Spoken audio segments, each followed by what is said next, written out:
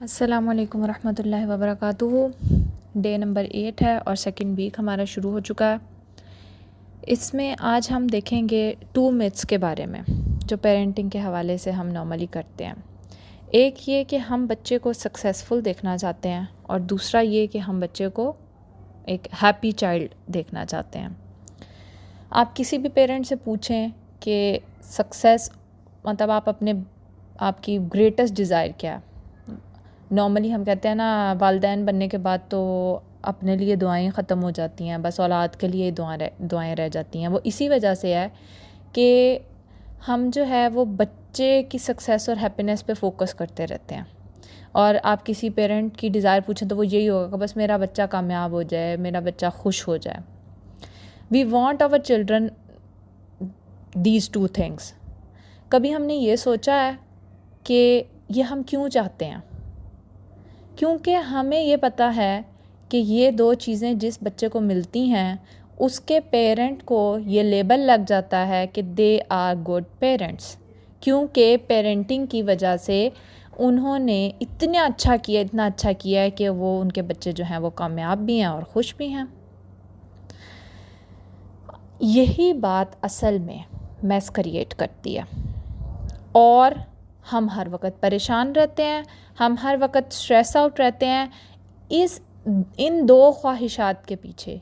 और जब हम स्ट्रेस में रहते हैं तो हमारा बच्चा हमसे ये सारी इमोशनल एनर्जी एब्जॉर्ब करता है और वो अभी छोटा ही होता है और वो अपने कंधे के ऊपर इन 2 चीज़ों का बोझ उठा लेता है। हालांकि इस बोझ के उठाने से ना कभी बड़ों को कभी कोई फ़ायदा हुआ है और ना बच्चों को हो सकता है। लेकिन देखें, वो बोझ जो हम खुद नहीं उठा पा रहे, हम उसके लिए सुबह दोपहर शाम रात परेशान हैं, हम दुआओं में सिर्फ वही मांग रहे हैं। तो आप सोचें कि एक जो छोटा बच्चा है वो इस बात को किस तरह से हैंडल कर पाएगा। और वो शुरू हो जाता, वो अपनी ज़िंदगी में इसके पीछे भागने लग जाता। और हम कहते हैं, हमारा जुमला होता है कि I want my child to be happy, I want my child to be successful.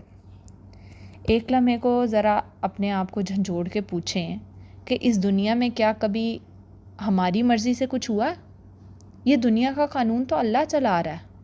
अल्लाह ने हर इंसान की सक्सेस और हैप्पीनेस अल्लाह ने लिख दी है। अल्लाह ने तो सिर्फ़ कोशिश की इजाज़त हमें दी है। लेकिन हम अल्लाह की जो एक रिस्पॉन्सिबिलिटी है कि उसने हमें ये देना है, सक्सेस भी उसने हमें देनी है, खुशी भी उसने हमें देनी है, हम उसको अपने हाथ में ले लेते हैं और जो हमारे करने का काम है यानी कोशिश, वो तो कहीं दूर रह जाती है। अब आप में से सब पेरेंट्स ये सोच रहे होंगे कि हम कोशिश ही तो कर रहे हैं ना कि बच्चा सक्सेसफुल और हैप्पीनेस के मयार पे पूरा उतर जाए। हाँ जी, आप कैसी कोशिश कर रहे हैं? अगर आप कोशिश कर रहे हैं तो फिर इसका मतलब है कि इस दुनिया का हर वालिदैन कोशिश कर रहा है। और अगर हर वालिदैन ये कोशिश कर रहा है तो फिर आज हर तरफ हर बच्चा anxiety, depression, unsuccessful, sad, miserable life क्यों गुजार रहा है? क्या कोई पेरेंट्स ऐसे हैं जो ये नहीं चाहते होंगे और उन्हीं के बच्चों के साथ ये हो रहा है और बाकी किसी के बच्चे के साथ जो ये चाहते हैं उनके साथ नहीं हो रहा? हम कहते हैं आई वॉन्ट, हु हमें सोचने की ज़रूरत है, ये आए हैं कौन? मतलब हमारी हैसियत ही क्या है? हमें अल्लाह ने वालिदैन बनाया, हमें अल्लाह ने खुदा नहीं बनाया। अपने आप को ज़रा ऊपर लेवल से थोड़ा सा नीचे लेके आए। और दूसरा ये कि वॉन्ट, मैं चाहता हूँ। क्या हम किसी के बारे में कुछ चाह सकते हैं?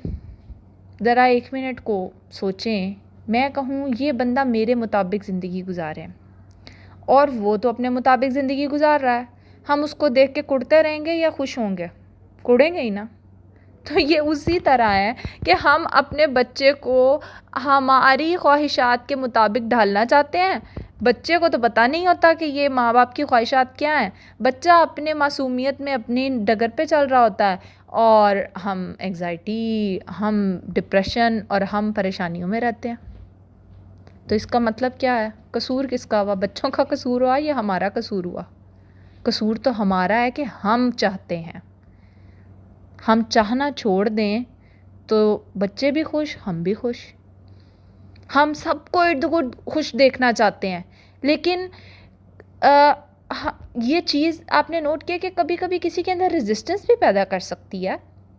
हम किसी के लिए जो चाह रहे हैं उसको उसमें खुशी ना मिलती हो। हम अपने बच्चे को कह रहे हैं कि बेटा तुम ना बड़ा सा टॉय ले लो, और ये तो हर घर की कहानी होगी। हर एक ने इस बात को ऑब्ज़र्व किया होगा कि हम बच्चे को कहते हैं बेटा ये वाला टॉय बेस्ट है, इसकी क्वालिटी बेस्ट है, इसकी जो है ये अच्छी कंपनी का बना हुआ है, इसकी प्राइस भी बहुत ज़्यादा है, क्योंकि हमारे ख्याल में अच्छी प्राइस वाली चीज़ ज़्यादा आती है। लेकिन बच्चा क्या कहता है? बच्चा कहता है प्लीज़ मुझे ये फटीचर सी गाड़ी चाहिए, मुझे वही छोटी सी गाड़ी चाहिए, मुझे ये छोटी सी पेंसिल चाहिए। और हम कहते हैं क्या हो गया बेटा, ये भी कोई गिफ्ट है लेने वाला? ये वो चीज़ है जो हम अपने बच्चों को सिखा रहे हैं कि बेटा बड़ी बड़ी चीज़ों में खुशी हैं। हालांकि बच्चे की फितरत तो अल्लाह ने छोटी छोटी चीज़ों में बनाई है। आप लोगों ने नोट नहीं किया ये हम बच्चों, ये जब 1-1.5 साल का बच्चा था उसके लिए रंग बिरंगे खिलौने लेके आते हैं, और उसको इंटरेस्ट किस में होता है? घर की किसी चम्मच में, कागज़ में, पेंसिल में, रिमोट कंट्रोल में, उसे तो इंटरेस्ट इनमें होता है। तो इसी से हमें अकल ले लेनी चाहिए और हमें सोच लेना चाहिए कि जो हम चाहते हैं बच्चों की खुशियाँ उसके अंदर नहीं हैं। इससे डिसकनेक्शन क्रिएट होता है, सफ़रिंग स्टार्ट होती है। हम जो है बच्चों को कुछ और दिखाना चाहते हैं, बच्चे कुछ और देखते हैं। और जो है आप इस वक्त जब ऐसा कुछ हो रहा हो, तो अब आपने जो पहले हफ्ते में पॉज लगाना सीखा है, आप पॉज लगाएं ज़रा। आप अपनी ज़िंदगी को ज़रा सा पॉज दें और देखें what is happiness truly means. Happiness का मतलब क्या? Non pain. क्या कभी ऐसा हुआ है कि यहाँ तक तो सक्सेस की बात हो गई, अब दूसरी ये मैं बात कर रही हूँ हैप्पीनेस की, कि कभी ऐसा हुआ है कि कोई नॉन पेन ज़िंदगी भी किसी की हो? Is this possible even? ऐसे कैसे हो सकता है? ये तो इल्यूजन है इस दुनिया का सबसे बड़ा। क्या आपने कभी नॉन पेन लाइफ गुजारी है? नहीं। तो फिर हम बच्चों के लिए ये क्यों पसंद करें? जो मुमकिन ही नहीं है हम वो पसंद कर रहे हैं। और जब हम ये करेंगे तो बच्चे किसके पीछे भागेंगे? बच्चे एक शराब के पीछे भागेंगे, वो शराब जो हम पेरेंट्स बच्चों को देते हैं। हम एक्सपीरियंस ही नहीं कर सकते किसी खुशी को जब तक कि हमें उदासी का ना पता हो। अल्लाह ने इतने खूबसूरत चीज़ें बनाई हैं, ये जो इमोशंस होते हैं अल्लाह ताला ने हर तरह का इमोशन इसीलिए बनाया है कि जब हम एक को सफ़र करेंगे तब हमें दूसरे को जो है कदर व कीमत का पता चलेगा। और फिर हम क्या चाहते हैं कि एकदम से ना रेस्क्यू करते हैं अपने बच्चे को। कोई भी परेशानी हो रही है, कोई एंग्जाइटी हो रही है, कोई मसला आ रहा है, बच्चे को एकदम चुप करवाने के लिए ना हम उसको जो है ना वो रेस्क्यू कर दें और उसकी पेन को किसी तरह ख़त्म कर दें। बच्चों को थोड़ी थोड़ी पेन एम्ब्रेस करने दिया करें, बच्चों को अलाउ करें, वो सीखते हैं पेन से।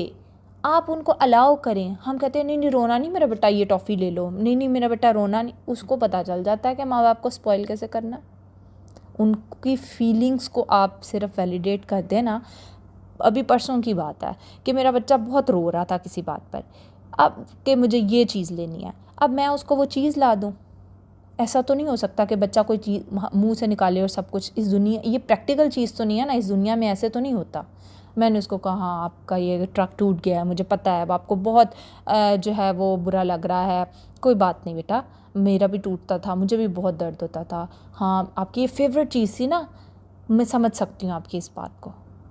बस बच्चे को कभी कभी सिर्फ एम्पैथी भी चाहिए होती है, जिस तरह हमारे साथ होता है। हम किसी के पास तकलीफ़ में जाते हैं, क्या कोई हमें खुशी ला के दे देता? नहीं ना, ऐसे तो नहीं होता। लेकिन वो आपको कहता है हाँ हाँ तुम दुख में हो, परेशानी में हो, कोई बात नहीं, मैं समझ सकता हूँ। सिर्फ उस इंसान का एक जुमला आपके लिए काफ़ी हो जाता है। तो सेम इसी तरह बच्चों के साथ होता है।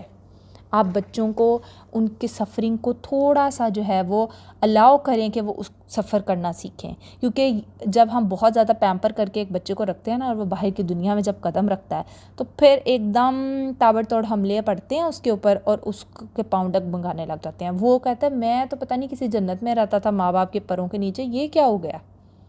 आप अपने बच्चे को प्रैक्टिकल अप्रोच दें। और ये जो सोशल मीडिया की दौड़ है ना, ये हमें परफेक्शनिज़म की बीमारी में डाले हुए है। इससे जो अनहैप्पीनेस और ये जो हैप्पी फैमिली, हैप्पी लाइफ, ये कॉन्सेप्ट जो है ना, ये अब बहुत ज़्यादा इसीलिए आ रहा है और इसीलिए हमारे बच्चे आजकल बहुत ज़्यादा परेशान रहते हैं। जो मोमेंट है वो ख़ुद भी इंजॉय करना सीखें और बच्चों को भी ये इंजॉय करना सिखाएं। हमें दोनों फीलिंग्स को बच्चे को अलाउ करने देना चाहिए। लकी होना, अनलकी होना, हैप्पी होना, सैड होना, सब कुछ बच्चा उसको एक्सपीरियंस करे। जितना वो एक्सपीरियंस करेगा, अब मैं ये भी नहीं कह रही कि जी बच्चे के चोट लग गई है, खून निकल रहा है, आप कहेंगे बेटा दर्द को बर्दाश्त करो।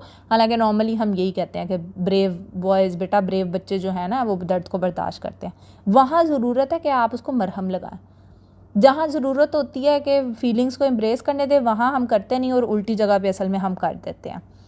तो अपने ये जो हैप्पीनेस और सक्सेस का जो आपने बोझ उठाया हुआ है ना, इसको रिलीज़ करें, इसको लाइफ को एक्सपीरियंस करने के अंदर इसको एंगेज करें, अपने आप को इससे निकाल लें। हम फिर कहते हैं नहीं भाई सक्सेस यही है ना कि बच्चा एक पर्पसफुल लाइफ गुजारेगा, एक मीनिंग होगा, एक ऑथेंटिसिटी होगी उसकी ज़िंदगी में। तो मैं आपको बता दूं, बच्चे जो हैं ना वो ऑलरेडी पर्पसफुल लाइफ गुजार रहे हैं। हम हैं जो उनके पर्पसफुल लाइफ के अंदर टांगे अड़ा रहे हैं। ये जो हमने बनाया ना कि अमीर हो जाना या हर वक्त फर्स्ट नंबर पर आना, ये असल में जो है सक्सेस है। तो ये तो क्राइटेरिया ही गलत है। आप अपनी तमाम पिछली दोस्तों को उठा के देख लें। मेरी तो कम से कम जो क्लास में एवरेज बच्चे थे वो आज ज़्यादा सक्सेसफुल मुझे नज़र आते हैं। अब आप अपनी अपनी ज़िंदगियों से उठा के देख लें तो आपको पता चलेगा कि द टॉप पे रहना है ना, ये वो एक टॉप पे रहने वाले को, एक सक्सेसफुल होने वाले के लिए कोई अलहदा दुनिया नहीं है। वो इन्हीं लोगों में उठते बैठते हैं जो एवरेज लोग हैं। तो बिल्कुल अपने आप को ज़रा सुकून में लेके आएँ, आपके बच्चे भी सुकून में आएंगे और हम ये रेस से निकल आएंगे। जब आप रेस से निकल आएंगे तो आप एक नया पाथ क्रिएट करेंगे। हमें डेयरिंग होना पड़ेगा, हमें कल्चर की वजह से कुछ चीज़ों को फेस करना पड़ेगा और जब हम ये कर लेंगे तो फिर हम एक्चुअली कॉन्शियस पेरेंटिंग की तरफ आएंगे। हमें पता होगा कि हम जो कर रहे हैं वो क्यों कर रहे हैं।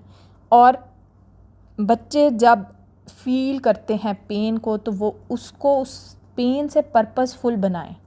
उनको सिखाएं कि बेटा इस दर्द से आपने क्या सीखा है, इस चीज़ से आपने क्या सीखा है। ये एक जुमला ज़रूर बच्चों से पूछें कि आपने इस वाक़ये से क्या सीखा है। हमने कभी गौर ही नहीं किया कि हर वाक़या इस दुनिया में कुछ सीखने के लिए होता है।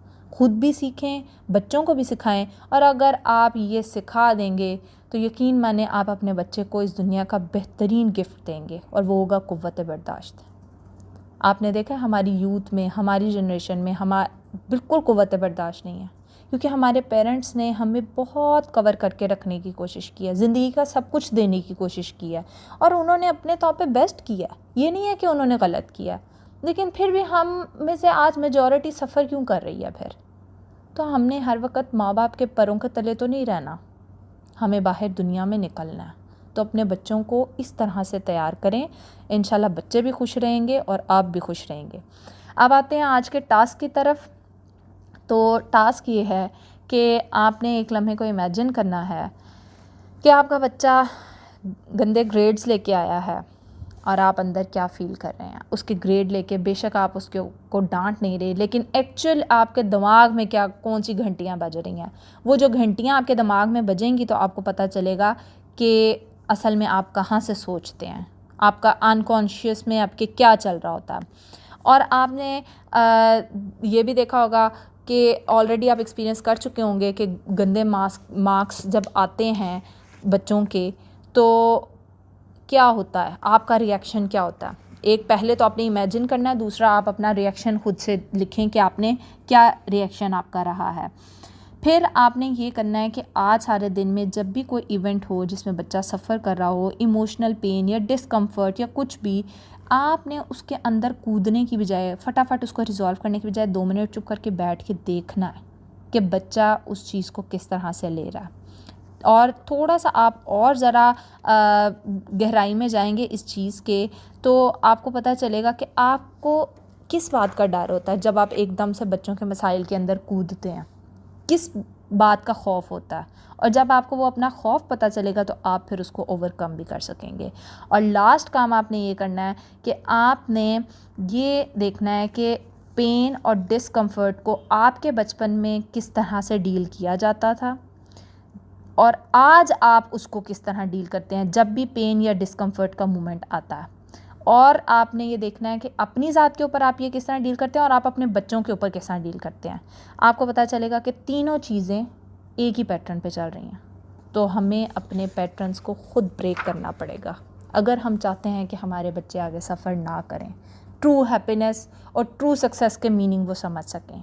सो वी आर द वन जिन्होंने अपने पिछली चीज़ों को भी ठीक करना है और आगे भी ठीक मज़ीद करना है। तो मेरा ख़्याल है हम ज़्यादा अच्छे वॉरियर्स हम होंगे और इंशाल्लाह हम अपने बच्चों के लिए बहुत कुछ कर सकेंगे। यहाँ पे ख़त्म होता है, इंशाल्लाह मिलते हैं कल के लेक्चर में। अल्लाह हाफ़िज़। अस्सलामु अलैकुम वरहमतुल्लाहि वबरकातुहू। डे नंबर 9 है और आज हम पढ़ेंगे the culture archetypes. Culture archetypes में क्या चीज़ें आती हैं? ऐसी कल्चरल बैगेजेस जो हमने अपने कंधों पे उठाए हुए हैं। अगर आप थोड़ी सी देर के लिए फ़ोकस करके देखें तो आपको पता चलेगा कि जो ये हमने बोझ उठाए हुए हैं वो सब के सब हमारे खौफ पे मबनी है। और जो खौफ होता है वो कंट्रोल बनाता है, वो कनेक्शन नहीं बनाता। हमारे पास कल्चर के बोझ हैं, हमारे पास एजुकेशन के बोझ हैं, हमारे पास जो है वो सोसाइटी के बोझ हैं, हमारे पेरेंट्स के बोझ हैं, हमारे पास सबसे बड़ा बोझ है लोग क्या कहेंगे। तो और वो क्यों कहेंगे, जब हम इस बात को डिग आउट करते हैं कि वो क्यों कहेंगे और उसके बाद क्या होगा, तो वो एक खौफ है, उसके अलावा कुछ भी नहीं है। और आपको पता है कि हम इतने ढेर सारे खौफ में क्यों मुब्तला हैं?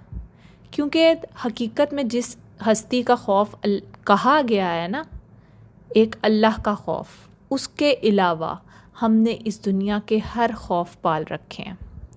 जिस दिन हम इस दुनिया के सारे खौफ उतार फेंकेंगे और एक खुदा के खौफ को अपने मद्देनज़र रखेंगे, हम मज़बूत हो जाएंगे। हम कॉन्शियस पेरेंटिंग करने लगेंगे। हम अपने आप को, अपनी सेंसेस को इस्तेमाल में लेके आएंगे। हम हर वो काम करेंगे जो हमारे लिए भी बेहतर होगा और हमारी औलाद के लिए भी बेहतर होगा। सिर्फ़ एक खुदा का खौफ। ये जो सारे कल्चरल आर्किटाइप्स होते हैं ना, ये टॉक्सिक होते हैं। ये आपको बाउंड करते हैं। आपकी डेली रूटीन में, आपकी डेली लाइफ में ये आपको बाउंड करते हैं, आपको फ्री सोल की तरह मूव नहीं करने देते। ये अनकॉन्शियसली आपके इमोशंस को कंट्रोल करते हैं। कैसे भला? कोई हमारे इमोशंस को कंट्रोल कर रहा है, कभी हमने सोचा है? नहीं ना। हमें लगता है कि यही असल है। हम इसको एब्जॉर्ब कर चुके हैं, इतना ज़्यादा एब्जॉर्ब कर चुके हैं कि वो हमें नॉर्मल लगने लग गया और हम अपने बच्चों में वही ट्रांसफ़र करने लगे हैं। हम उनको धकेलते हैं अपने बनाए हुए तरीक़ों में। बच्चा रेजिस्ट करता है, हम उसको गलत समझने लगते हैं। अगर तो बच्चा हमारे डेफिनेशन के बॉक्स में फ़िट नहीं हो रहा तो इसका मतलब है कि वो अनसक्सेसफुल है, और अगर वो फ़िट हो गया है तो इसका मतलब है कि वो सक्सेसफुल है। तो अब आप देखें कि एक जो है एग्ज़ाम्पल अगर आप लेते हैं कि एक डॉक्टर फैमिली होती है। मेजॉरिटी आपने देखा होगा डॉक्टर्स फैमिली में ज़्यादातर डॉक्टर्स बनने का रवाज होता है। वो क्यों होता है कि उनके वही माइंडसेट होता है। मैं ये नहीं कह रही कि ये कोई गलत चीज़ है या इस तरह से नहीं होना चाहिए, लेकिन कहीं कहीं ये होने लग जाता है कि बच्चा अपने आप को लेफ़्ट आउट फील ना करे। वो उस बात से बचने के लिए वो भी डॉक्टर बन जाता है और वो भूल जाता है कि वो खुद क्या चाहता था। वो अपनी ओरिजिनल सेल्फ से गिव अप कर देता है। वो कहता है कि नहीं, चलो घर में यही हो रहा है, फिर सारों का एक ही होगा। और वो ये भूल जाता है कि अल्लाह ताला ने उसको अपनी इंडिविजुअल क्वालिटीज़ देकर भेजा है। अगर हम दूसरी तरह से इसको देखते हैं, हम कहते हैं कि भाई एक बच्चे को अगर हम ये वाला माहौल देते हैं, क्योंकि बच्चा एब्जॉर्बेंट होता है, तो अगर हम उसको माहौल ये देंगे तो उसको वो अजीब नहीं लगेगा, वो वही सीखेगा। तो मुझे बताएं कि कहीं ये नाइंसाफ़ी तो नहीं है कि हम बच्चे को सिर्फ एक ही रास्ता दिखा रहे हैं, हम बच्चे को इस दुनिया की होल पिक्चर नहीं दिखा रहे हैं, हम उसको सिर्फ लाइफ का वो रुख दिखाना चाहते हैं जो हमने सोचा हुआ है या जो हमारे फ्रेम ऑफ माइंड के अंदर है, बस। उसके अलावा ये दुनिया नहीं है, उसके अलावा दुनिया की कोई बात एक्सेप्टेबल नहीं है। हमारी अपनी पेरेंटिंग ऐसे हुई है, शायद हम अनकॉन्शियसली हम बच्चों में ये ट्रांसफ़र कर रहे हैं, हम अपनी फैंटेसीज़ को उनके ऊपर प्रोजेक्ट कर रहे हैं। पहले आप इस बात को एक्सेप्ट कर लें, आज इस बात को समझ लें कि आपने अपनी सेल्फ खो दी हुई है। आज इसके लिए चेक पॉइंट, एक छोटा सा चेक पॉइंट है। आज आप अपनी ज़िंदगी को उठा के देखें, आज आप अपनी ज़िंदगी से खुश हैं? अगर नहीं खुश तो इसका मतलब है आप अपनी सेल्फ खो चुके हैं। इस पे ये नहीं कहिएगा कि हालात खुश नहीं रख रहे। आपको पता है हालात जो हैं वो हमारा माइंड क्रिएट करता है। हम चीज़ों को लेते हैं, वो अच्छी हैं या बुरी हैं, हम उनके ऊपर लेबल लगाते हैं। अगर हम चीज़ों को न्यूट्रल वे में ट्रीट करने लग जाएं तो वो उनके ऊपर लेबल ही नहीं होगा। जब किसी चीज़ के ऊपर लेबल ही नहीं होगा, हम उसको पॉजिटिव नेगेटिव ही नहीं कहेंगे, तो मुझे बताएं कि उसको हम ठीक या गलत क्या करना चाहेंगे फिर उस चीज़ के साथ। एक चीज़ है ही नॉर्मल। हमें लोगों के रवैये पता है क्यों बुरे लगते हैं? क्योंकि वो हमारे फ्रेम ऑफ माइंड में फिट नहीं हो रहे होते।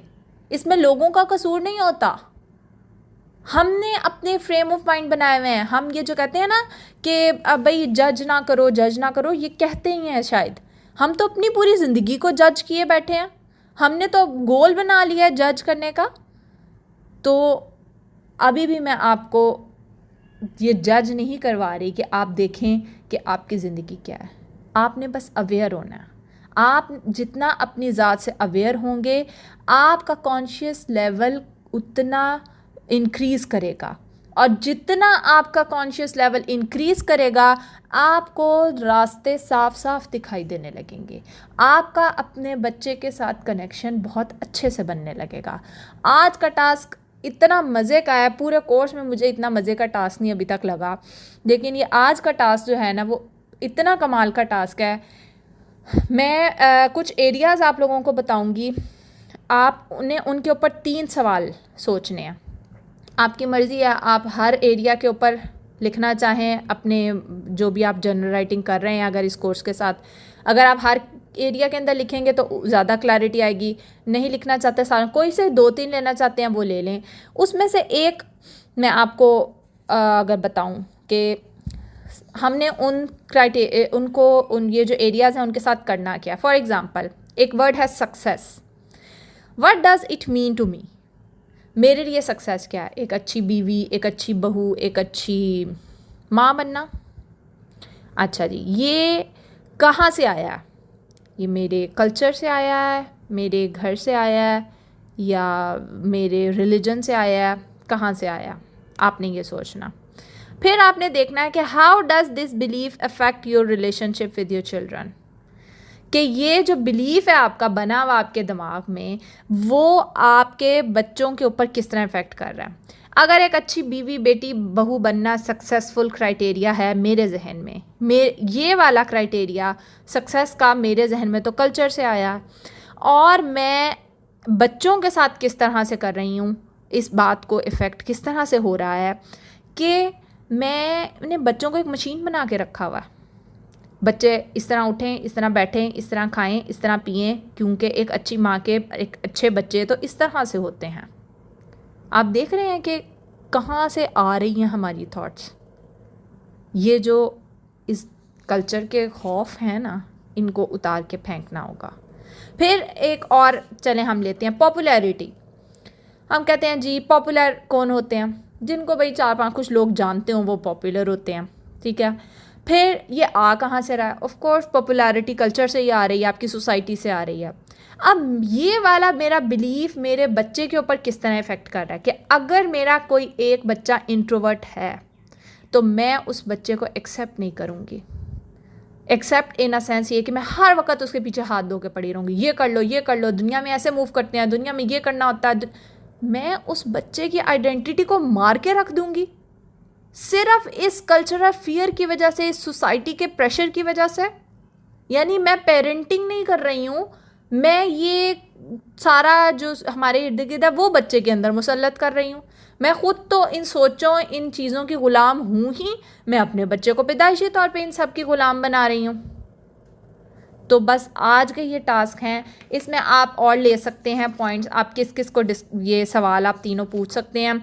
अचीवमेंट के बारे में आप देख सकते हैं, happiness, wealth, beauty, status, popularity, love, family, marriage, religion, education, ये सारे मैं आप लोगों को सामने आ जाएंगे। अभी आप इन सब के बारे में ये 3 सवाल करेंगे कि इसका मतलब क्या है मेरे नज़दीक, और ये मतलब आया कहाँ से है मेरे नज़दीक, और इस मतलब को मैं अपने बच्चे के ऊपर किस तरह लागू करती हूँ और उससे मेरे बच्चे को क्या नुकसान हो रहा है। ठीक है, ये आज का टास्क है और ये ज़रूर कीजिएगा। आप देखेंगे आपको अपनी इन तमाम बिलीव्स के बारे में क्लैरिटी आ जाएगी, और क्लैरिटी हमेशा आपको कॉन्शियस पेरेंटिंग की तरफ रखेगी। जितनी कम क्लैरिटी होगी उतनी आप कॉन्शियसली पेरेंटिंग नहीं कर सकेंगे। यहाँ पे ख़त्म करते हैं, इंशाल्लाह मिलते हैं कल की क्लास में। अल्लाह हाफ़िज़, जज़ाकल्लाह खैर। अस्सलामु अलैकुम वरहमतुल्लाहि वबरकातुहू। डे नंबर 10 है और इस वीक में हमने ये शुरू किया था देखना कि हमने मिथ पहले पढ़ी थी सक्सेस और हैप्पीनेस के बारे में, फिर दूसरे दिन हमने कल ये देखा कि कल्चरल आर्केटाइप्स क्या होते हैं और वो कहाँ से ये सब कुछ आ रहा होता है, और हमने ये देखा कि ये फ़ियर बेस्ड सब कुछ होता है, हमारे एक्शंस जो होते हैं। आज हम देखेंगे रूट्स, फ़ियर्स की रूट्स के बारे में हम देखेंगे कि फ़ियर की रूट्स क्या हैं। इसमें एक छोटी सी आपको वाक़या सुनाते चलूँ कि एक आप सीन अपने जहन में इमेजिन करें कि एक बच्चा जो है वो बैठा हुआ है, बाप उसको होमवर्क करवा रहा है। बच्चे ने अपना होमवर्क चेक करवाया और होमवर्क बिल्कुल ठीक है, लेकिन होमवर्क देखते ही एकदम बाप ने बरसना शुरू कर दिया और उसने कहा कि इसका रफ़ वर्क तुमने कहाँ किया। बच्चा इतना इंटेलिजेंट है कि उसको रफ़ वर्क की ज़रूरत ही नहीं पड़ी और उसने आंसर्स निकाल लिए। लेकिन बाप क्यों बरस रहा है?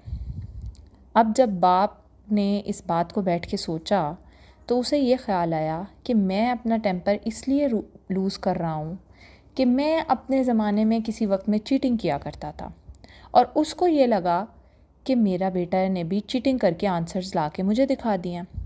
अब वो बाप एक बहुत कामयाब इंसान है और वो चीटिंग एक एज में हर इंसान करता है, लेकिन वो गिल्ट उस बाप के दिमाग में रह गया हुआ कि मैंने चीटिंग की हुई है, और वो ये वाली चीज़ अपने बच्चे के ऊपर अब लागू कर रहा है। अब इस वाक़े से आपको आइडिया होगा कि हर एक्शन के पीछे कोई ना कोई फ़ियर होता है और फ़ियर के पीछे कोई ना कोई रूट होती है। ये नहीं हो सकता कि फ़ियर एकदम से कॉज हो गया, ज़रूर कोई वजह होगी जहाँ से वो फ़ियर डेवलप हुआ। अब हम ये देखें कि हम अपने कौन कौन से एक्शंस हैं जिनके पीछे हम इनकी जो हैं वो उनको डिग डाउन करें और देखें कि हमारे कौन से पीछे से फ़ियर्स कहाँ से आ रहे हैं। अच्छा जी, अब ये है कि बच्चे असल में हमारे रिएक्शन को लेते किस तरह। बच्चे हमारी इंटेंशन को नहीं समझ सकते, बच्चों को हमारी वो नज़र नहीं आती है, वो मोहब्बत नज़र नहीं आती जिसे हम इंटेंशन कहते हैं।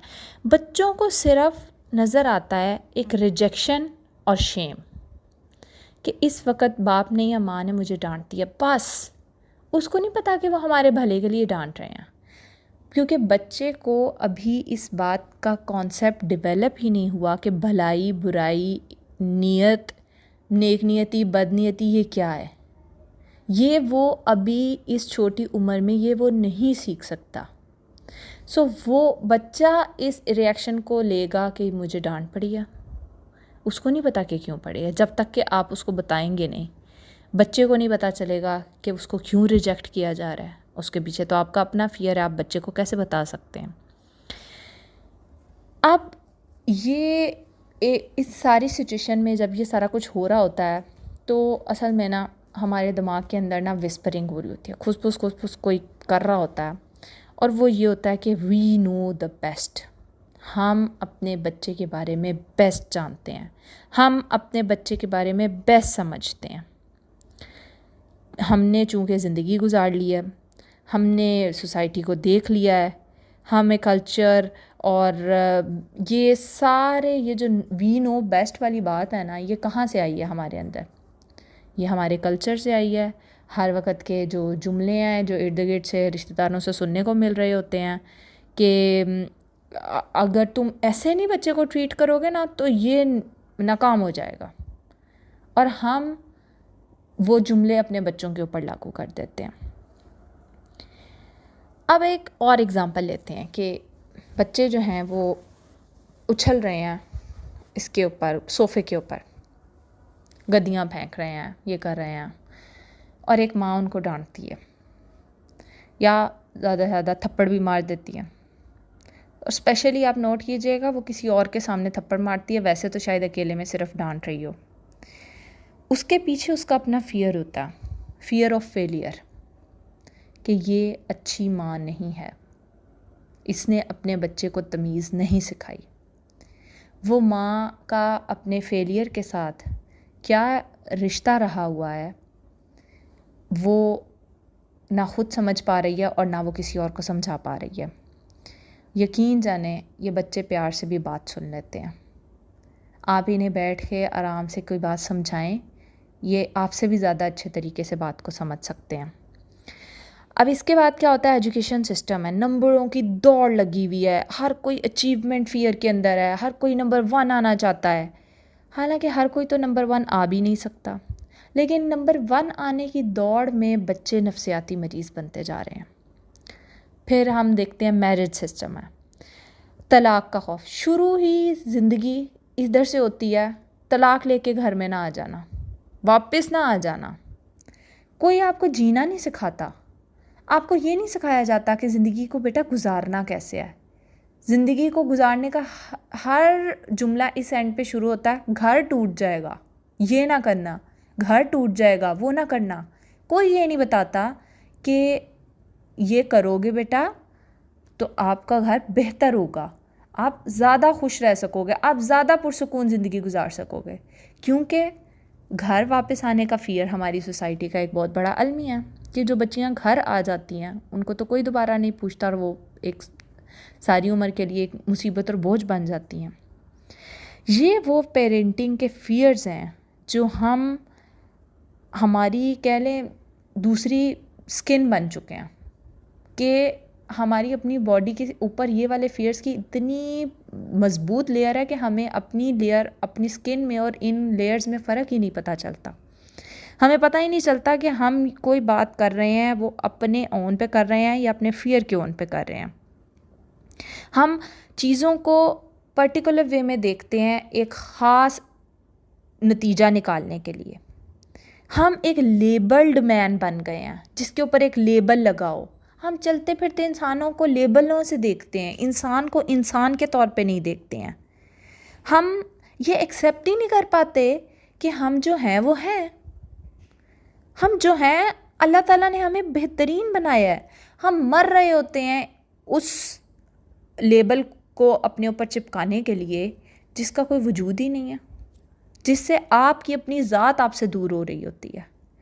हालांकि अल्लाह ताला ने तो इंसान को फ़ितरत सलीम पे पैदा किया, और बच्चे फ़ितरतन सलीम होते हैं। उनको तो ये इस मुआशरे की चालाकियाँ और ये सारे फ़ियर्स ये तो आप उसके अंदर डाल रहे हैं। बच्चे को तो ये सब कुछ पता ही नहीं है। तो आपने ये इन फ़ियर्स को अपने बच्चों के साथ रिलेशन में नहीं आने देना। हम रुकेंगे, हम उनकी रूट्स पे जाएंगे और उन फ़ियर्स को देखेंगे। और आज का हमारा टास्क ये है कि हमने अपने फ़ियर्स को जानना है। ये नहीं होगा कि आपने अगर फ़ियर्स को पता चल गया, आपकी रूट कॉज आपको पता चल गया कि इसके पीछे क्या खौफ है, तो आपका जो है खौफ है वो चला जाएगा। आपने उस खौफ को टेम करना है, आपने उस खौफ से दोस्ती करनी है, आपने उसको हवा नहीं बनाना। क्योंकि बचपन में जो आपके जहन में खौफ बैठ गया है उस वक्त आप उसको डील नहीं कर सकते थे। अब आप बड़े हो गए हैं, अब आप उसको आराम से डील कर सकते हैं, अब आप उसको समझा सकते हैं।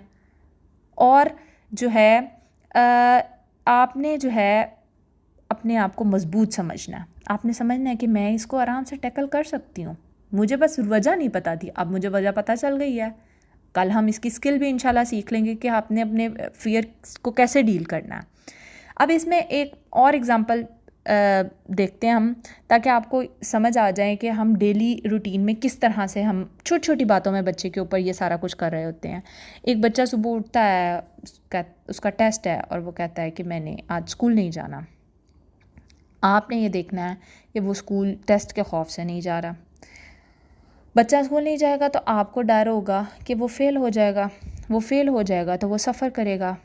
और चूँकि आप बच्चे को पैम्पर करके रखते हैं और आप उसको सफ़र नहीं करने देना चाहते, और आपको लगेगा उसके बाद कि उसके एजुकेशनल गोल पूरे नहीं होंगे, फिर आप और थोड़ा सा सोचेंगे, फिर कहेंगे उसके बाद क्या होगा, वो तबाह बर्बाद हो जाएगा। हालांकि वो एक टेस्ट उसकी ज़िंदगी का आखिरी टेस्ट नहीं है।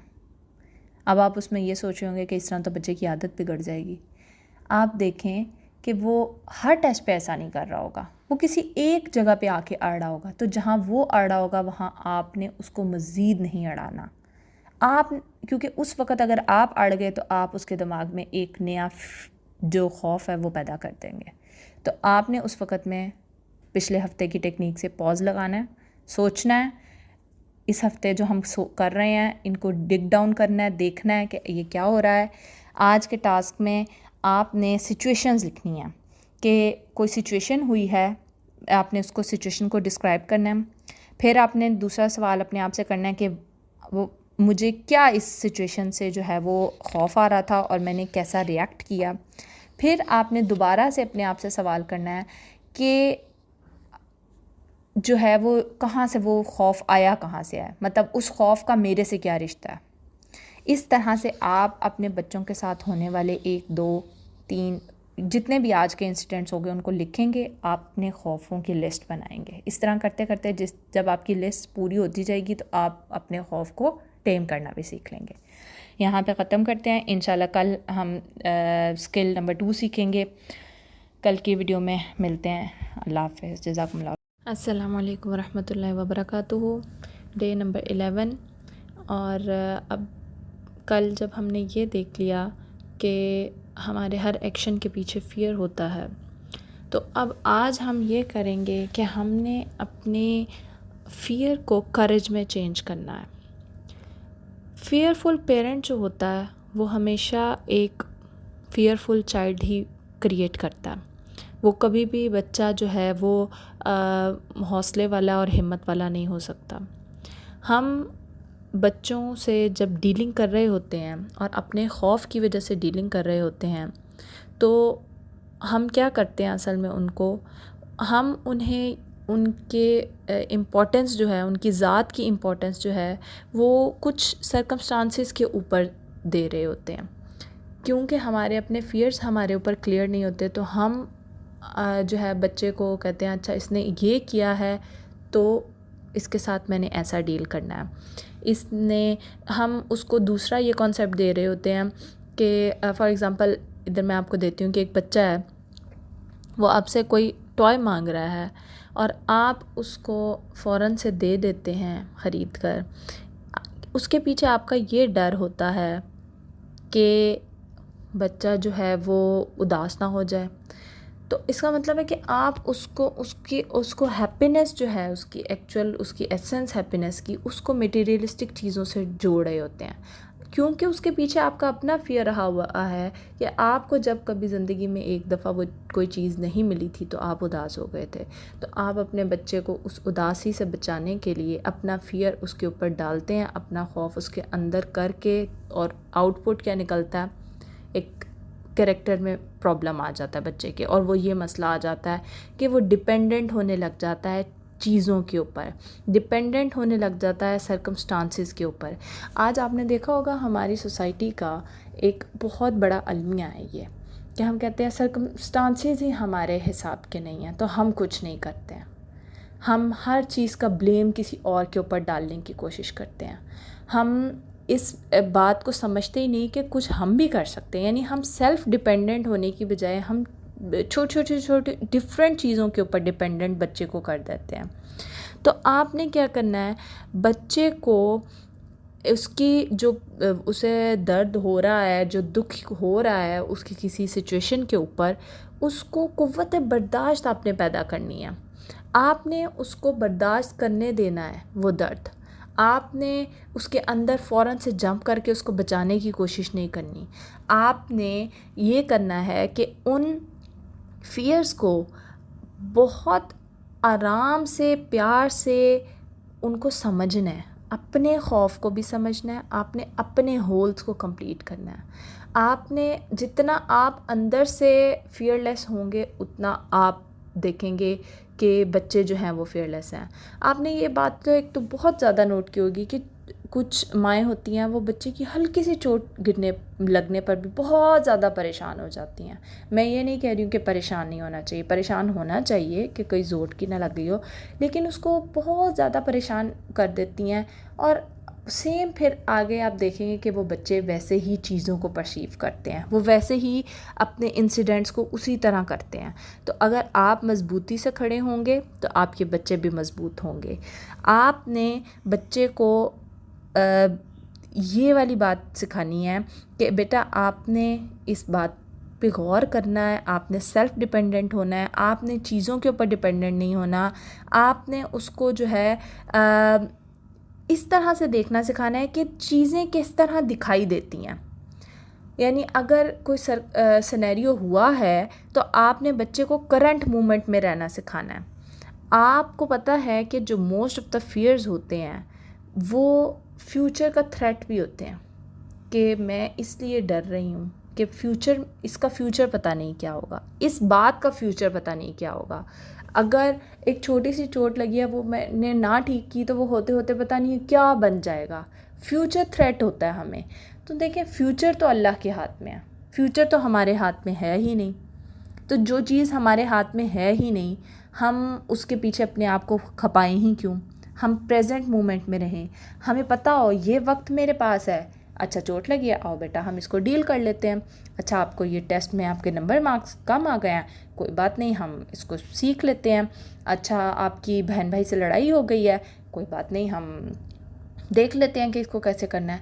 और हाँ, बहन भाइयों से लड़ाई के बारे में एक बात किसी ने सवाल किया था कि मतलब बहन भाई बहुत ज़्यादा लड़ते हैं तो क्या करें उसमें हम किस तरह से बच्चे को डील करें। तो देखें, बच्चे तो आपस में लड़ते हैं, उनका वे ऑफ कम्युनिकेशन होता है। हाँ, आपने सिर्फ ये ध्यान रखना होता है कि बुलिंग और फाइटिंग में आपने ध्यान रखना है कि कहीं बड़ा बच्चा छोटे को बुली तो नहीं कर रहा।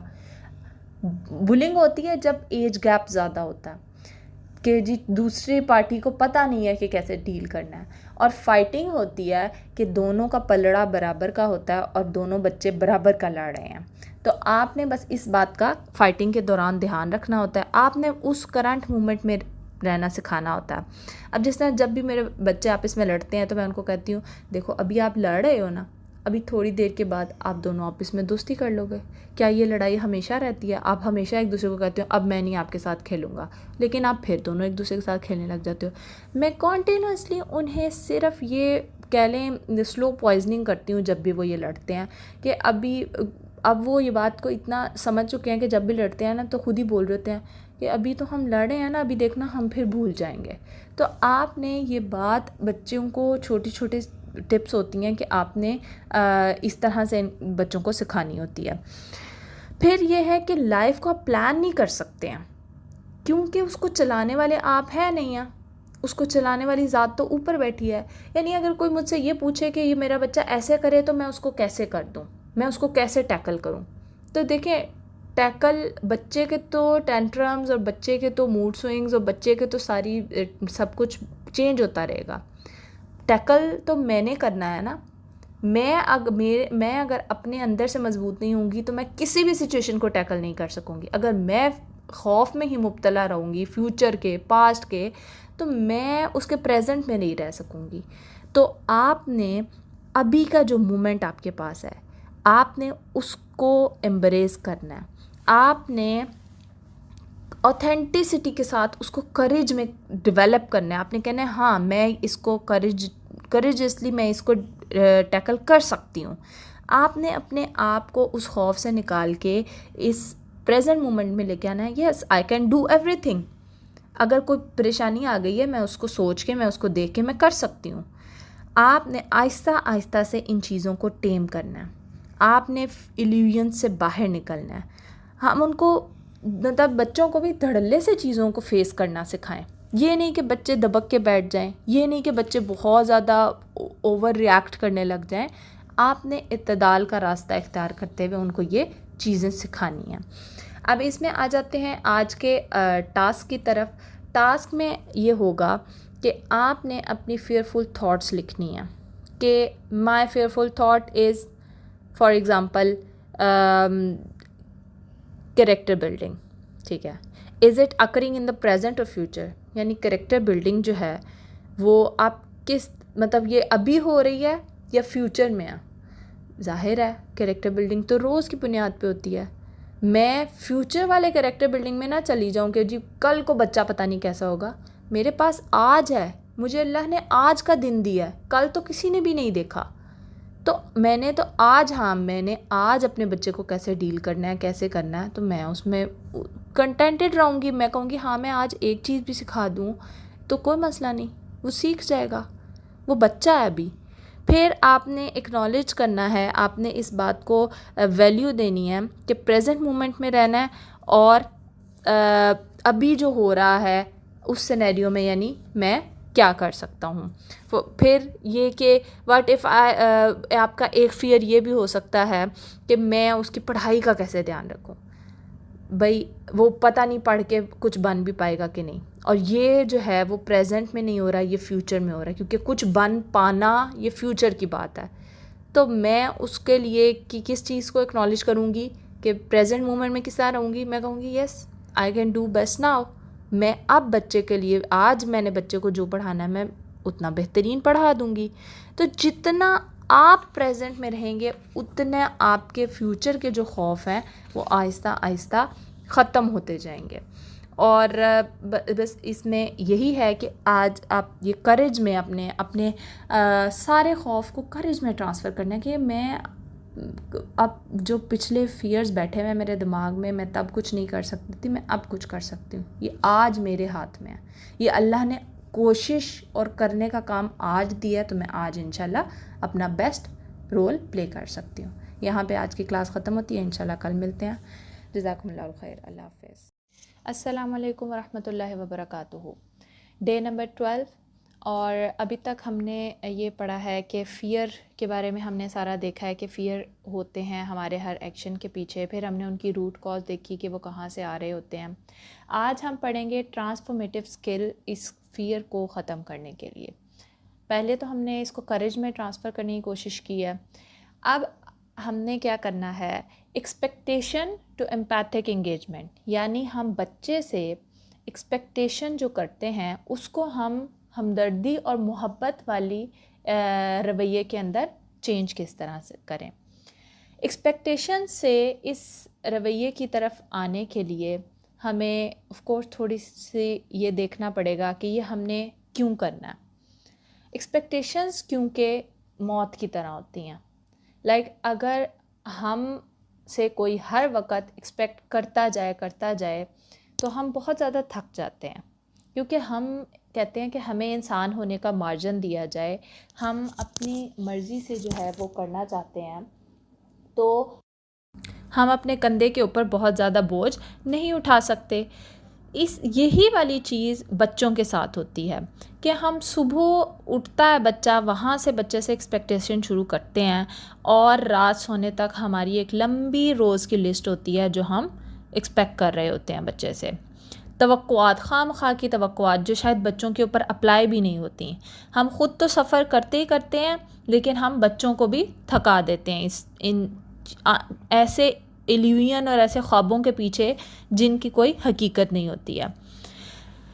और होता ये है कि जब भी हम किसी एक्सटर्नल चीज़ के ऊपर डिपेंड करते हैं तो हम उसको सफ़र करते हैं, हम उसको जो है मीट एक्सपेक्टेशन होगी तो हम कहेंगे कि हम खुश हैं, नहीं होगी तो हम कहेंगे कि हम नहीं खुश।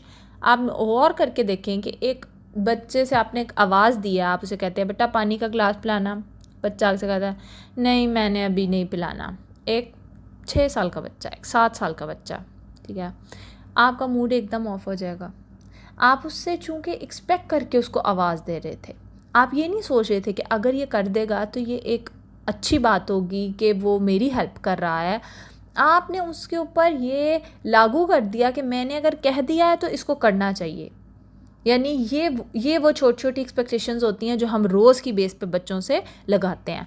और इससे होने क्या लग जाता है, जब जितनी ज़्यादा तवक्कुआत हम लगाएंगे उतना हमारी जो है वो रिश्ता, हमारी मोहब्बत का ताल्लुक़ वो और हमारी खुशी का ताल्लुक़ भी जो है वो कंडीशनल टाइप हो जाएगा कि अगर ये है तो ठीक है, नहीं है तो नहीं है। और हमारा बच्चों के साथ आहिस्ता आहिस्ता बॉन्ड ख़त्म होने लग जाएगा।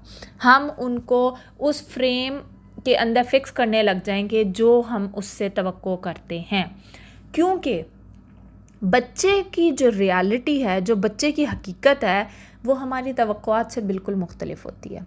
बच्चे की एक अपनी दुनिया होती है, वो अपने हिसाब से सुबह दोपहर शाम गुजार रहा होता है।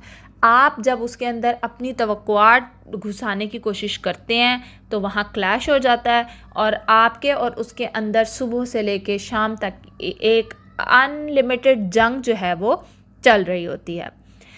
अब हमने इन तवक्कुआत को ख़त्म कैसे करना है? उसके लिए सबसे पहला स्टेप ये है कि हम बच्चे की दुनिया को बच्चों की आंखों से देखना शुरू करें। हम देखें कि एक छोटा बच्चा इस चीज़ को किस तरह से सोचता है। आप बच्चों से बात करें, आप बच्चों से सवाल करें। आप ख़ुद भी बचपन गुजार के आए हैं, आप उस बात रिफ़्लेक्ट बैक करें। आप सोचें उन इंसिडेंट्स को कि जब कोई आपको आवाज़ देता था तो आपके जहन में क्या ख्याल आता था, जब कोई आपको ये बात कहता था तो आप किस तरह से सोचते थे। यानी प्योर बचपन वाली बातों में, अभी की बातों में नहीं। जब आप बच्चे की आंखों से इस दुनिया को देखने लगेंगे तो आपकी एक्सपेक्टेशंस जो हैं, तवक्कुआत जो हैं, वो आपकी 30-40% कम हो जाएंगी। फिर आप देखेंगे कि बच्चा कहाँ खड़ा हुआ है, क्या कर रहा है, क्यों कर रहा है। और आप ये नहीं सोचेंगे कि अगर मैंने अभी उसको आवाज़ दिया है तो वो अपना खेल बीच में छोड़ के एकदम से मेरे पास आए। आप उसको उसका मार्जिन देंगे। आप देखेंगे कि अच्छा वो इस वक्त खेल रहा है तो आप कहेंगे अच्छा बेटा ये ज़रा, कभी कभी होता है कि इमरजेंसी भी आपको बुलाना पड़ता है, लेकिन कभी कभी ये होता है कि बच्चा इतना इन्वॉल्व होता है अपनी चीज़ के अंदर। जिस तरह अगर मैं उस दम लगा रही हूँ किसी खाने का और बच्चा मुझे कहे मामा ज़रा जल्दी से आना, मैं कहूँगी नहीं मैं अभी ये खाना नहीं छोड़ सकती, आप 2 मिनट वेट करो। और हम सारा दिन बच्चे को 2 मिनट 2 मिनट 2 मिनट करके वेट करवाते हैं, लेकिन हम बच्चे से ये तवक्को रखते हैं कि हमें उसके लिए वेट ना करना पड़े। तो इसका मतलब है कि वो वेट करवाना सबसे पहले सीख ही हमसे रहा है। वो हमसे उसने ये चीज़ सीख लिया है कि माँ फ़ौरन से मेरे पास नहीं आएगी, तो वो कहेगा ठीक है। फिर इसका मतलब है कि किसी की आवाज़ के ऊपर जाना कोई इतनी इम्पोर्टेंट चीज़ नहीं होती है, मैं भी इस तरह से कर लेता हूँ। लेकिन आप चूँकि अपने लेवल से सोच रहे हैं कि बच्चे को नहीं पता कि दम ख़राब हो जाएगा या सालन नीचे लग जाएगा, बच्चे को इस बात की समझ नहीं है। तो देखें ये वाला मार्जिन फिर आप बच्चे को भी दें कि बच्चे को भी नहीं पता कि फ़ौरन ना आने का मतलब नाफरमानी होता। ये वो मार्जिन्स हैं कि जब आप बच्चे को देंगे, जितनी कम आप तवक्को रखेंगे, उतने ज़्यादा चांसेस होंगे कि आपका और आपके बच्चे का ताल्लुक़ बहुत मज़बूत होगा। कम तवक्कुआत इज़ इक्वल टू ज़्यादा बेहतरीन ताल्लुक़, क्योंकि उसमें आप अपने एजेंडे से हट जाते हैं। आप अपनी बनाई हुई जो मूवी होती है ना सारे दिन की, कि मैं ऐसे कहूँगा तो फिर ऐसे होगा तो फिर ऐसे होगा, उससे निकल आते हैं। आप बच्चे को बच्चे का मार्जिन देते हैं, और यही वो मार्जिन है जो आपको आपके फियर से निकालता है। क्योंकि हमारे फियर्स होते हैं कल्चरल बेस्ड, हमारे फियर्स होते हैं हमारी एक्सपेक्टेशंस और हमारे बनाए हुए असूलों के मुताबिक। और ये वाली स्किल, पहली स्किल जो आपने सीखी थी वो थी पॉज देना आपने, और दूसरी ये स्किल है कि जब भी बच्चा कुछ रिएक्ट करे या बच्चा कुछ बोले, आपने उसको अपनी तवक्कुआत वाले खाने से निकाल के उसकी हकीकत में देखना है कि वो ये क्यों कर रहा है। आज का आपका टास्क की तरफ आते हैं। टास्क ये है कि आपने आइडेंटिफाई करना है कि आप बच्चे से क्या एक्सपेक्ट करते हैं। कोई भी इंसिडेंट होता है, आप उसमें उसे क्या एक्सपेक्ट करते हैं। फिर आपने देखना है कि मैं जो ये एक्सपेक्ट कर रहा हूँ बच्चे से, वो उस वैलिड भी है कि नहीं वैलिड। ठीक है।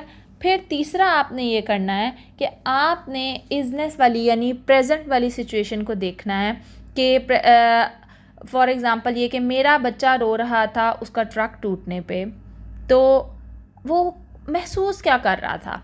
आपने उसकी महसूस जो फीलिंग्स हैं उनको आपने लिखना है। आपने ये नहीं करना कि वो बस रो रहा था, उसकी तो आदत है रोना। ठीक है। फिर आपने लिखना है कि अच्छा, अगर वो ऐसा महसूस कर रहा था, लेकिन मैं उससे क्या एक्सपेक्ट कर रही थी। मैं उससे ये एक्सपेक्ट कर रही थी कि वो रोए ना। फिर आपने ये देखना है कि अगर मेरे पास ये एक्सपेक्टेशन थी, if I had that expectation, तो क्यों थी वो एक्सपेक्टेशन। मैं चाहती हूँ कि मेरा बेटा बड़ा बच्चा बन जाए, वो अच्छे तरीके से, मतलब बिला वजह रो रो के मत बात करे। अच्छा, फिर आपने उसके बाद और सोचना है और आपने लिखना है कि मैं अपने बच्चे को ये वाली एक्सपेक्टेशन पूरा क्यों करने, मतलब ये वाली एक्सपेक्टेशन जो मैं इसे रख रही थी कि उसे behave like a big boy करना चाहिए, तो क्यों, ताकि वो एक मैच्योर किड बन जाए। और जब आप ये जुमला लिखेंगे तो नो डाउट आप खुद ही हंसेंगे कि किड भी कभी क्या मैच्योर होता है। लाइक सीरियसली हम इतने डम्ब हो जाते हैं, हम इतने बेवकूफ़ाना एक्सपेक्टेशन बच्चों से लगा लेते हैं कि हम बच्चे से ये कहते हैं वो मैच्योर किड की तरह बिहेव करे। बच्चे भी कभी मैच्योर हुआ करते हैं। आज तक आप 30-30 40-40 साल के होके हम मैच्योर नहीं हुए हैं और हम कहते हैं वो 6 साल का बच्चा 8 साल का बच्चा मैच्योरली बिहेव करे। बच्चा नहीं बच्चों की तरह बिहेव करेगा तो कौन बच्चों की तरह बिहेव करेगा। ये वाला मार्जिन आपने बच्चे को देना है। और इसकी एक छोटी सी एग्जांपल मैं दूं कि आपने चॉइस बनानी है। चॉइस इस तरह कि फॉर एग्जांपल आपका चाइनीज़ खाने को बहुत दिल कर रहा है और आप एक जगह गए हैं, वहाँ पे चाइनीज़ रेस्टोरेंट आपको नहीं मिलता, तो मुझे बताएं कि आप कुछ और खा लेंगे या वहाँ से वो छोड़ देंगे। ऑफ कोर्स आप कुछ और खा लेंगे, आपको भूख लगी होगी, आप कुछ और खा लेंगे। तो एक सिचुएशन है, एक बच्चा है, कुछ हुआ है, तो अगर वो इस तरह नहीं कर रहा तो कोई बात नहीं, आप उसको मार्जिन देंगे। आप कहेंगे अच्छा चलो ये नहीं तो ये वाला सही। ये तो नहीं है कि आप बच्चे को ही छोड़ देंगे, आप उसे कहेंगे तुम ज़ीरो हो गए हो, ऐसा तो नहीं करेंगे ना। तो आपने अपनी चॉइस खुद बनानी है। आपने अपनी एक्सपेक्टेशंस की चॉइस को खुद अडॉप्ट करना है कि मैंने कितना कर एक्सपेक्ट करना है। और ये आपको तब पता चलेगा जब आपको पता, आप इस बात को समझेंगे कि बच्चा किस एज में क्या क्या कर सकता है। अब ये आपने खुद देखना है कि किस एज की क्या क्या, मतलब आपको इतना पता होना चाहिए कि बच्चा जो है वो 2 साल का बच्चा किस तरह का बिहेव करता है, 4 साल का बच्चा किस तरह का बिहेव करता है, 6 साल का किस तरह का बिहेव करता है। जितना ये आपको पता चलेगा आप उतनी एक्सपेक्टेशन लगाएंगे। ठीक है। यहाँ पे आज का ख़त्म करते हैं। इंशाल्लाह मिलते हैं कल अगली क्लास में। जज़ाकुमुल्लाह खैर। अल्लाह हाफ़िज़। अस्सलामु अलैकुम वरहमतुल्लाहि वबरकातुहू। डे नंबर 13 है और आज हमारा कनेक्शन डे है कि जो भी हमने सारा कुछ पढ़ा है उसको हम अपने आप से कनेक्ट कैसे करेंगे, जिसमें हम थोड़ी सी मेडिटेशन करेंगे। और मेडिटेशन का पिछले वीक भी हमने एक दिन की थी। इसका असल में मकसद ये होता है कि हमने जो कुछ भी पढ़ तो लेते हैं हम, और उसको जो है वो प्रैक्टिस में भी लाने की कोशिश करते हैं, लेकिन उसको कह लें एक तरह से अपने अनकॉन्शियस में बिठाने का एक छोटी सी ये टूल किट होती है मेडिटेशन। तो उससे ये होगा कि अगर तो आप उसको रोज़ करें तो ज़्यादा अच्छा होता है, लेकिन फिर भी अगर आप जब भी करना चाहें इसको ज़रूर प्रैक्टिस किया करें। तो आपने पहली बात कि आपने अपने आप को रिलैक्स पोजीशन में बिठाना है। फिर आपने अपने जो है वो सांसों के बारे में थोड़ा ध्यान रखना है, आपने अपनी सांस की आवाज़ सुननी है।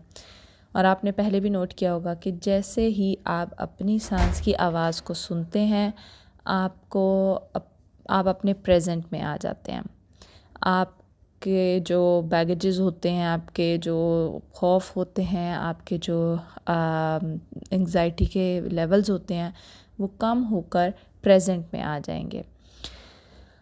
अब आपने आज इस वीक का हमारा चूँकि फ़ियर का टॉपिक है, तो हमने फ़ियर के बारे में मेडिटेशन करनी है। आप अपने फ़ियर्स को लिस्ट डाउन कर लें या अपने दिमाग में ही सोच लें कि जो भी आपके फ़ियर्स हैं, आपने जब सांस अंदर लेकर जाना है तो आपने उन फ़ियर्स के बारे में सोचते हुए जाना है। लेकिन जब आप उनको एक्सेल करेंगे, यानी अपने सांस को बाहर निकालेंगे, तो आपने अपने बच्चों को एक्सेप्ट करने की कोशिश करनी है एज़ दे आर। बच्चे जैसे हैं उनको एक्सेप्ट करना है। फिर आपने दूसरा सांस जब आप निकालेंगे तो आपने अपने एक एक करके अपने डर को याद करना है, जोन सा भी डर है आपका। फॉर एग्ज़ाम्पल ये कि आपका ये डर है कि वो सक्सेसफुल हो पाएंगे कि नहीं, तो आपने उसको सोचना है कि वो सक्सेसफुल हो पाएंगे। मतलब आपने इस पॉइंट को सोच के सांस को जो है वो निकालना है, इस तरह से कि जैसे आप रिलीज़ कर रहे हैं। फिर आप जब अपने सारे फ़ियर्स को जो है वो निकाल देंगे तब सांस के थ्रू, तो फिर आपने ये करना है कि shift those fears to curiosity, excitement. आपने फिर उसके बाद जब दोबारा सांस लेने हैं तो आपने, अगर आपका फ़ियर ये है कि वो पता नहीं सक्सेसफुल हो पाएगा कि नहीं, तो आपने नेक्स्ट जो आपने सांस लेना है, आपने उसमें ये करना है कि आपने उसको करेज में ट्रांसफ़र करना है। मेरे पास आज है, मैं उसको आज एंजॉय करूँगी, मैं उसको आज अच्छा सा पढ़ाऊँगी, मैं आज जो है वो कोई एक्टिविटी करूँगी जो उस चीज़ से रिलेटेड होगी, मैं आज मेरे पास जो दिन है मैं वो करूँगी। वो हैप्पी नहीं रह पाएगा, इसको आपने इससे ट्रांसफ़र करना है, मैं आज खुश रखूँगी, मैं आज अपने आप को भी खुश रखूँगी, मैं आज उसको भी खुश रखूँगी। इस तरह से आप एक एक करके अपने जोन से भी डर है, मैं खूबसूरत नहीं हूँ, अगर आपका ये डर है मेरा बच्चा खूबसूरत नहीं हो पाएगा, मैं आज उससे प्यार करूँगी तो वो खूबसूरत हो जाएगा। क्योंकि बच्चों की बज़ाहिर की खूबसूरती आपको पता है कि डज़न्ट मैटर। तो और आपको पता है कि जितना आप इनर आपका जो है वो कंप्लीट होता है, उतनी खूबसूरती आपके बच्चों की, आपकी अपनी ज़ात के ऊपर उतनी ही ज़्यादा शो होती है।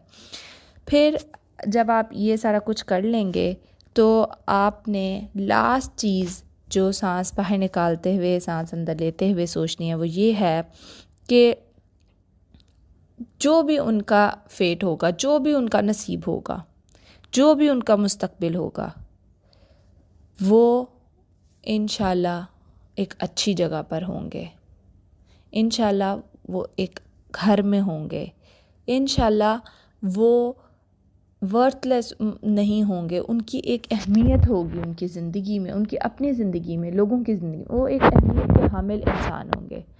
आपने ये वाला पॉइंट फिर अपने आप को सोचना। मतलब अल्लाह ताला जो कहते हैं मुझसे अच्छा गुमान करो, अल्लाह ताला हमारे गुमान के साथ हैं। ये वो लास्ट है कि आपने उस गुमान को अपने आप को रिमाइंड करवाना है कि मैं अल्लाह से अच्छा गुमान कर रही हूँ। Now my children will be all fine, वो जो है ना ऑल इज़ वेल के, तो वो ये है कि फ्यूचर अल्लाह के हाथ में है, आपने उसको अपने हाथ में नहीं लेना।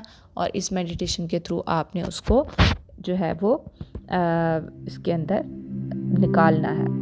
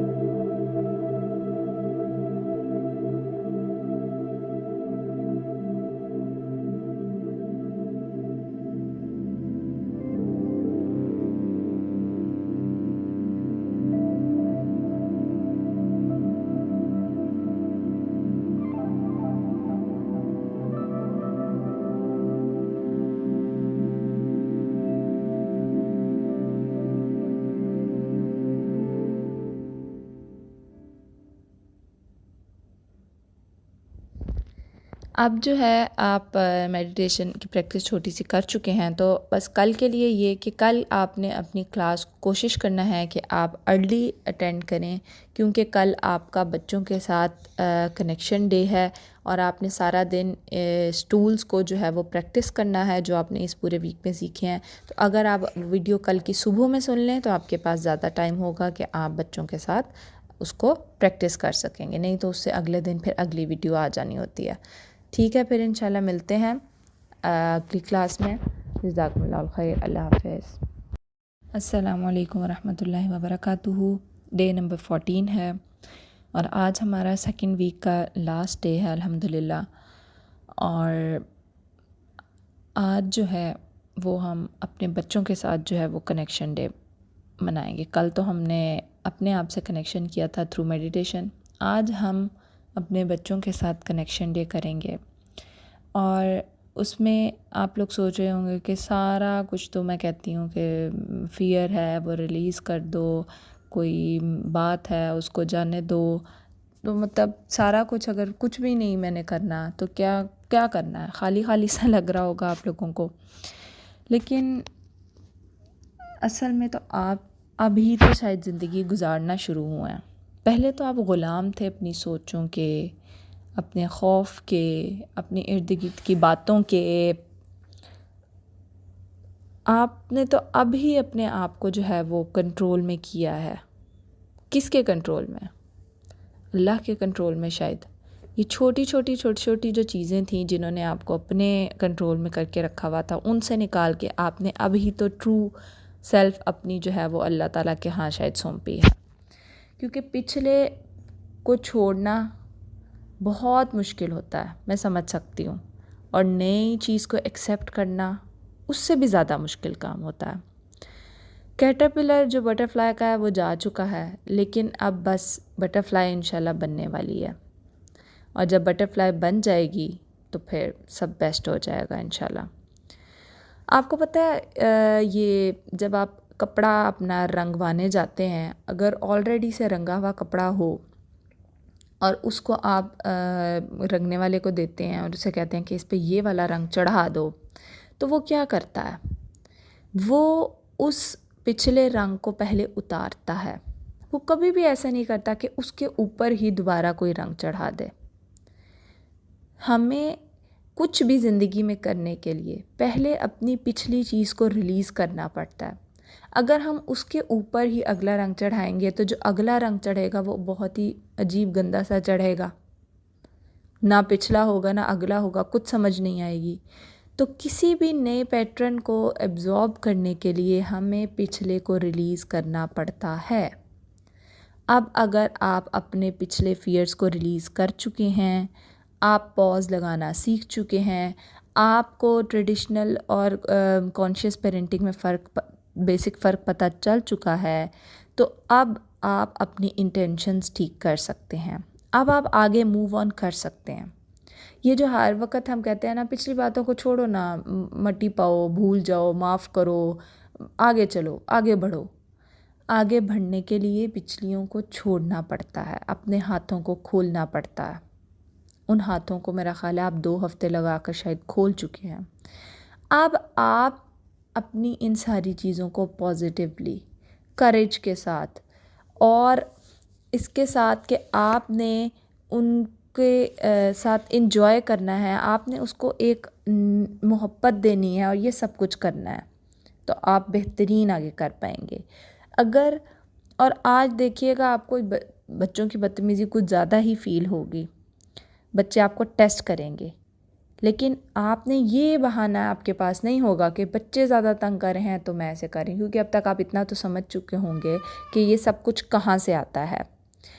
हमारी अपनी पेरेंट रूटेड कुछ चीज़ें होती हैं जिसकी वजह से हम ज़्यादा फ़ील कर रहे होते हैं।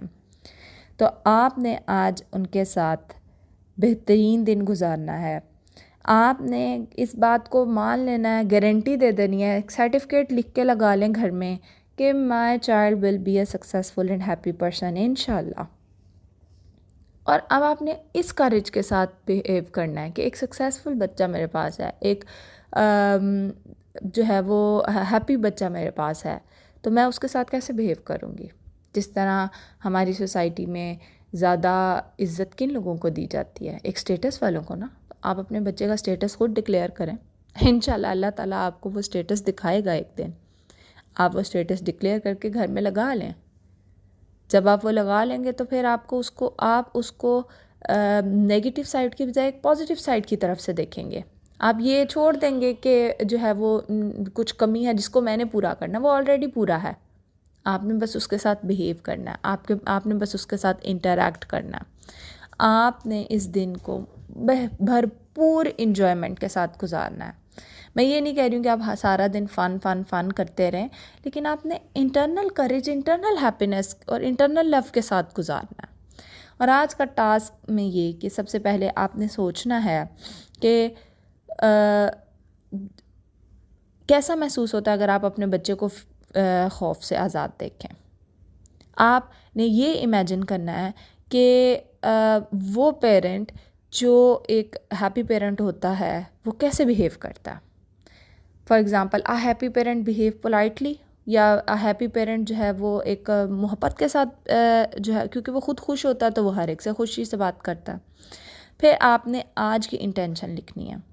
आपने आज का ये लिखना है कि मैंने आज अपना कौन सा फ़ियर रिलीज़ करना है, और मैंने अपने बच्चों से रिलेटेड या मेरी अपनी ज़ात से रिलेटेड जो भी फ़ियर है मैंने उसको रिलीज़ करना है। आपने ये टारगेट अपना लिखना है।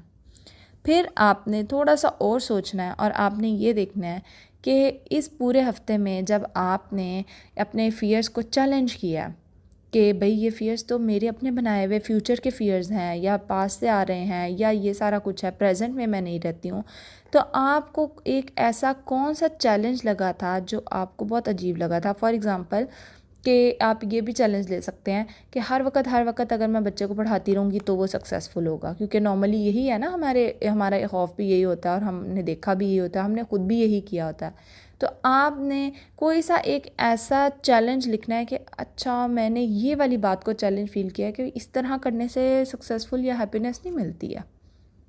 हर 24 घंटे की पढ़ाइयाँ सक्सेसफुल या हैप्पीनेस नहीं बनाती इंसान को।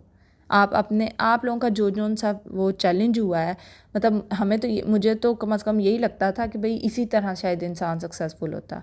तो अगर मैं कहूँ कि ये मेरा है, तो आपने देखना है कि आपने कौन से वो टर्म्स बनाई हुई हैं जिसके ऊपर आपने अपने ज़िंदगियों को खड़ा किया हुआ है। और अब जो है वो और लास्ट क्वेश्चन आपने ये देखना है कि ये कोर्स शुरू करने से पहले आपको इस बात का आइडिया था कि ये जो बिलीव्स होते हैं ये आपके पेरेंटिंग स्टाइल के ऊपर इन्फ्लुएंस करते हैं, कि आप इनके मुताबिक पेरेंटिंग कर रहे होते हैं। इसका आपने जवाब देना है ताकि आपको पता चले कि आप कहाँ से आपने सफ़र अपना शुरू किया था और आज 2 हफ्तों के बाद आप अल्हम्दुलिल्लाह कहाँ तक पहुँच चुके हैं। यहाँ पे आज का दिन ख़त्म होता है। इंशाल्लाह अगले हफ्ते की वीडियो के साथ मिलते हैं कल। जज़ाकुमुल्लाह खैर। अल्लाह हाफ़िज़।